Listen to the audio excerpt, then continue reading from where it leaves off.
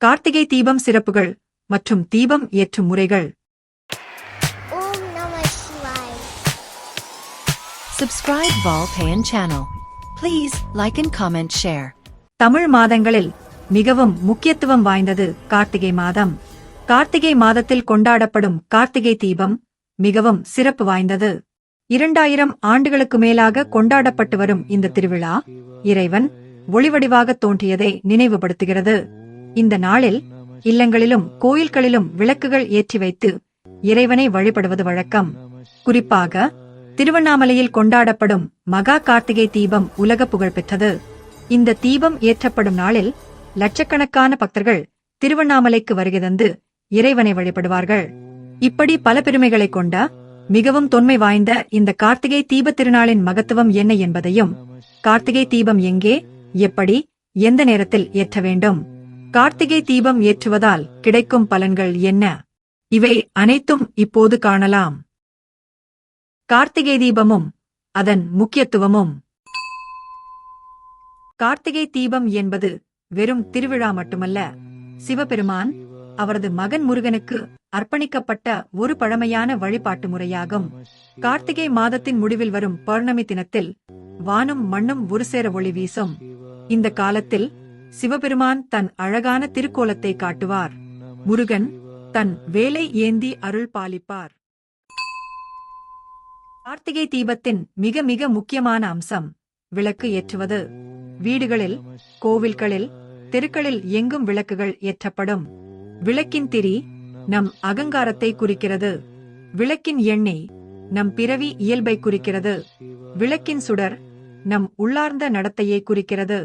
இதில் வேதங்கள் கூறுவது, விளக்கின் சுடர் போல நம் அகங்காரத்தை எரித்து தள்ள வேண்டும்.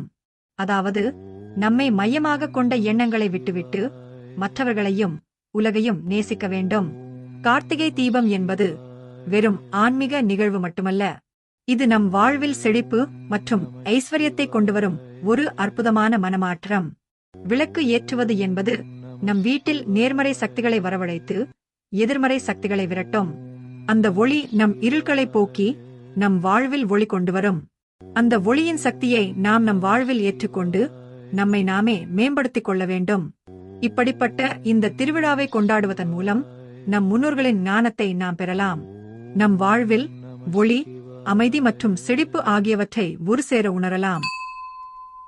கார்த்திகை தீபத்தின் பின்னணியில் உள்ள புராணங்கள். புராண காலத்தில் பிரம்மா மற்றும் விஷ்ணு இடையே யார் உயர்ந்தவர் என்ற எண்ணம் தோன்றியது. இந்த போட்டி மிகுந்த உச்சத்திற்கு சென்றதால் பிரபஞ்சமே குழம்பி தவித்தது. இந்த இருவரையும் சமாதானப்படுத்தி உண்மையான உயர்வை உணர்த்த வேண்டும் என்று சிவபெருமான் முடிவு செய்தார். அதன்படி சிவபெருமான் எல்லையற்ற நெருப்பின் வடிவமாக தோன்றினார்.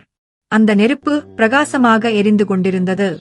நெருப்பின் மேல் மற்றும் கீழ் எங்கே முடிகிறது என்பதை கண்டுபிடித்து தனக்கு சொல்லுமாறு பிரம்மா மற்றும் விஷ்ணுவிடம் கூறினார்.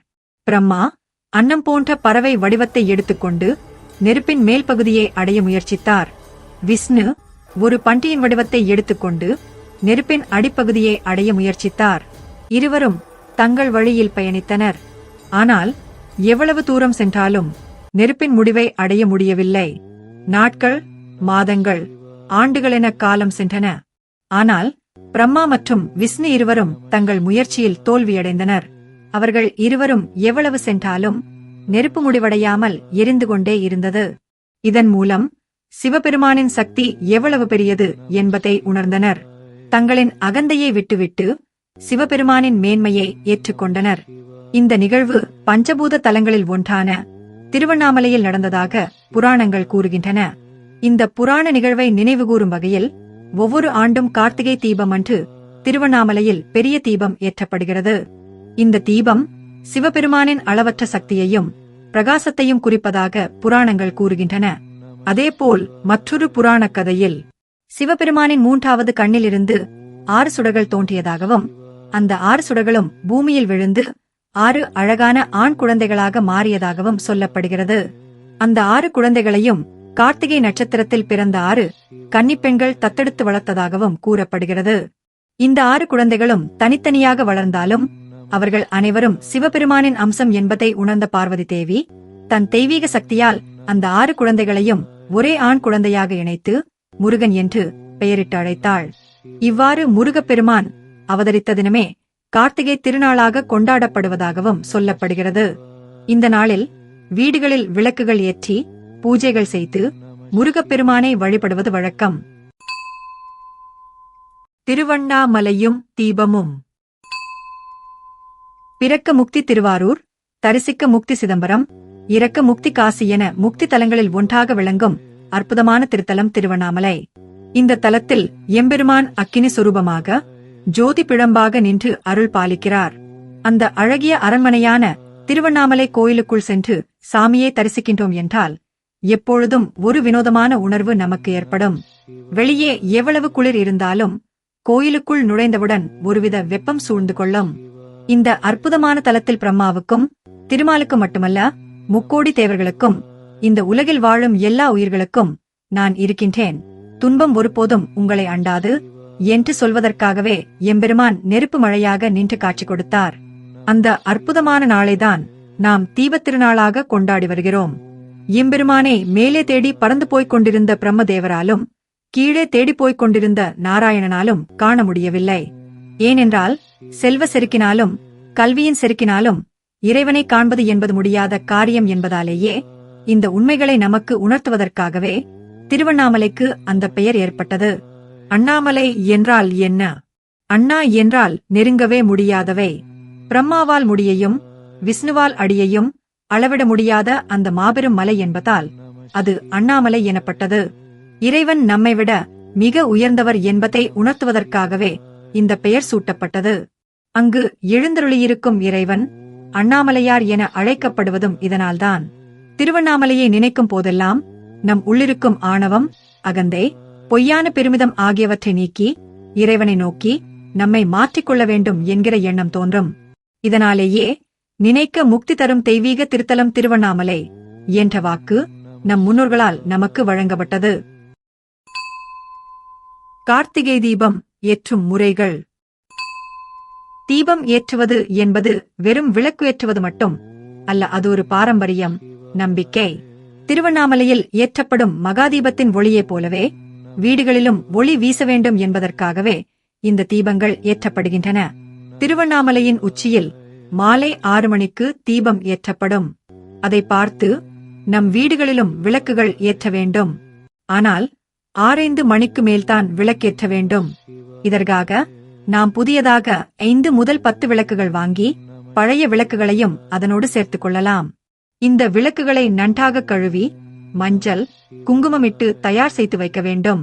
கார்த்திகை தீப நாளில் மாலை 5 மணிக்கே வீட்டு வாசலில் கோலமிட்டு விளக்குகளை எடுத்து வைக்க வேண்டும். குறைந்தது 27 விளக்குகள் ஏற்ற வேண்டும். அதிகபட்சமாக எத்தனை விளக்குகள் வேண்டும்னாலும் ஏற்றலாம். வாசல் கோலத்தின் மீது தாம்பூலம் வைத்து குத்துவிளக்கு ஏற்ற வேண்டும். முதலில் வாசலில் விளக்கேற்றி பிறகு பூஜை அறையில் விளக்கேற்ற வேண்டும். பூஜை அறையில் ஏற்றிய விளக்கை வெளியே எடுத்துச் செல்லக்கூடாது. வாசலில் வைத்த குத்துவிளக்கு 30 நிமிடங்கள் எரிந்தால் போதும். அதன் பிறகு வீட்டின் உள்ளே எடுத்து வைக்கலாம். வீட்டின் மற்ற இடங்களில் ஏற்றிய விளக்குகளை அடிக்கடி தூண்டிவிட வேண்டாம். இப்படி 3 நாட்கள் தொடர்ந்து விளக்கேற்ற நல்ல பலன் கிடைக்கும். கார்த்திகை தீபம் ஏற்றுவதற்கென்று ஒரு சில முறையும் வழக்கமும் இருக்கிறது. அது மட்டுமின்றி அதற்கான பலன்களும் உள்ளன. அதாவது, கிழக்கு நோக்கி விளக்கை ஏற்றினால் நமது கஷ்டங்கள் அனைத்தும் விலகிவிடும் என்பது நம்பிக்கை. அதேபோல மேற்கு திசை நோக்கி விளக்கு ஏற்றினால் கடன் தொல்லையானது நீங்கும். வடக்கு திசை நோக்கி விளக்கு ஏற்றினால் திருமணத்தடை இருப்பவர்களுக்கு தடை நீங்கி திருமணம் கைகூடும். தெற்கு நோக்கி ஏற்றினால் தீமை வரும் என்பதால் அதை தவிர்க்க வேண்டும். அது மட்டுமல்ல, ஒருமுகம் கொண்ட விளக்கு நம் விருப்பங்களை நிறைவேற்றும். 2 முகம் கொண்ட விளக்கு குடும்ப ஒற்றுமையை அதிகரிக்கும். 3 முகம் கொண்ட விளக்கு குழந்தை பாக்கியத்தை தரும். 4 முகம் கொண்ட விளக்கு வறுமையை நீக்கி செல்வத்தை தரும். 5 முகம் கொண்ட விளக்கு எல்லா நன்மைகளையும் தரும் என்பதே நம்பிக்கை.